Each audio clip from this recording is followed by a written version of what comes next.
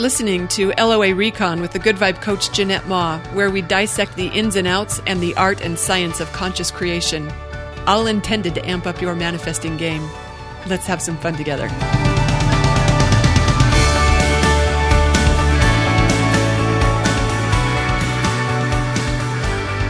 Okay, so this episode is just for fun. I was entertaining myself with thoughts of what it would look like if conscious creators had 10 commandments.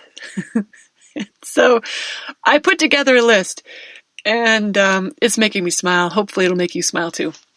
And we know conscious creators don't operate from rules, so don't take any of this too seriously. But the first commandment is, thou shalt not care what others think.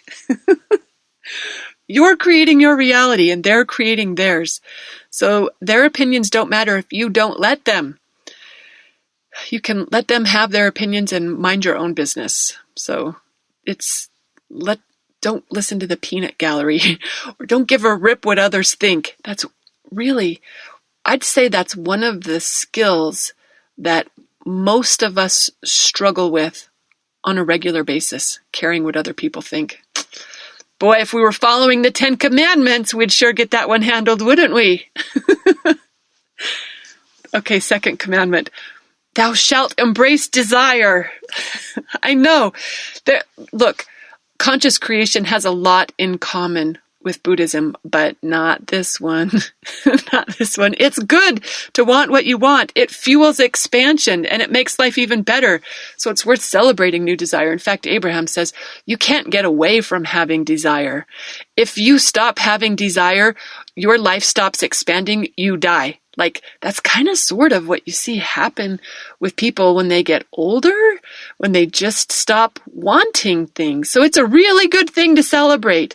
When you want something, when you have a new desire, embrace it. Third commandment, thou shalt not figure out how.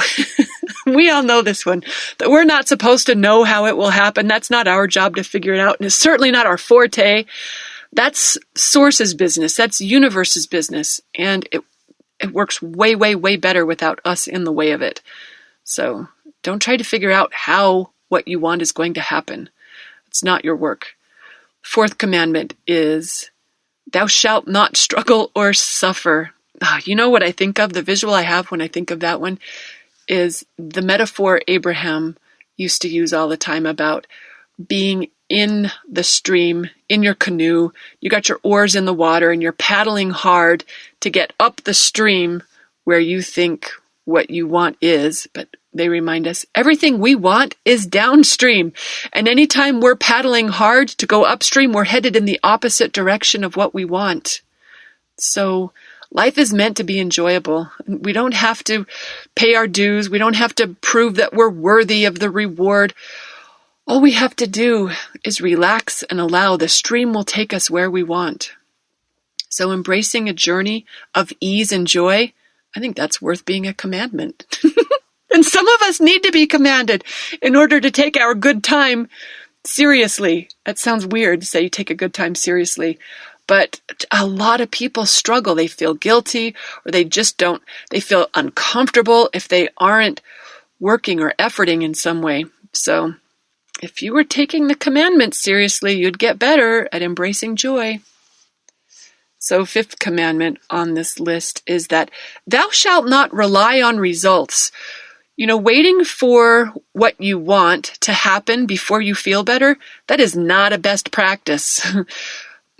It can conjure vibrations of need and attachment, and that does not leave us in our highest power. So learning how to feel good right here and now. In fact, that's the sixth commandment. How do you like this one? Thou shalt feel better. I love Abraham's message to get happy now, to cultivate a state of joy and appreciation, like to make that a habit. That is our business. That is our job. And that's business worth mastering. That can ruin it if we take that too seriously. I think a lot of times having a good time is just about being willing to relax and laugh. Don't make it a big deal. But that's worth remembering, that feeling better is at the heart of allowing what we want to manifest, finding a way to feel better. That's kind of related to the 7th commandment, that thou shalt feel your feelings. Feeling better, sometimes it means being willing to feel something that doesn't feel so positive. In fact, I think it's worth reminding ourselves not to judge feelings as good or bad or appropriate or inappropriate, because whenever we resist a quote-unquote bad feeling, it just locks us into it. We've got to feel it out in order to move beyond it. The best way out is through.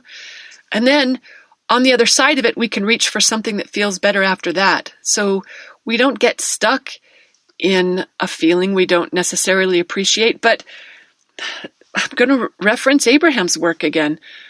It's funny. I wonder if it's true that all these commandments come from Abraham's material. Probably not the 6th commandment. I don't think Abraham, or the 7th one, I don't think they make a big deal about feeling your feelings.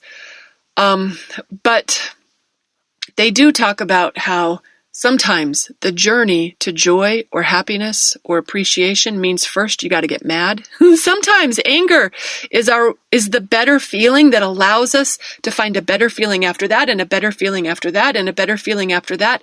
And it is a journey. If we deny ourselves anger or revenge, sometimes revenge is really what we need in order to keep the upward trajectory going. If we're denying ourselves that, we can get stuck in something that feels like powerlessness or depression or guilt. So being willing to feel the feelings, I think that's important. That's why I've got it number 7 on our commandment list. Here's number 8. Thou shalt leverage contrast. I really like this one. The goal isn't actually, as conscious creators, for us to learn how to avoid contrast, but rather to master it by allowing the new desires that contrast inspires to carry us to expanded well-being and enjoyment in life. Contrast really is our friend.